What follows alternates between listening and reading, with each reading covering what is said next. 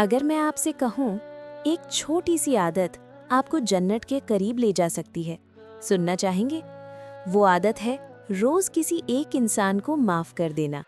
चाहे उसने आपका दिल तोड़ा हो, चाहे आपको रात भर रुलाया हो, चाहे उसने कभी सॉरी भी ना कहा हो। माफ कर देना कमजोरी नहीं होती, ये दिल की ताकत होती है।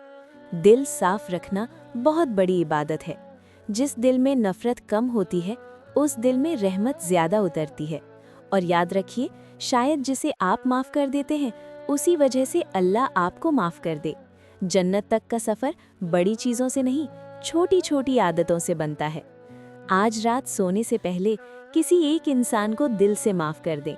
क्या आप तैयार हैं? कमेंट में लिखें इंशाल्लाह।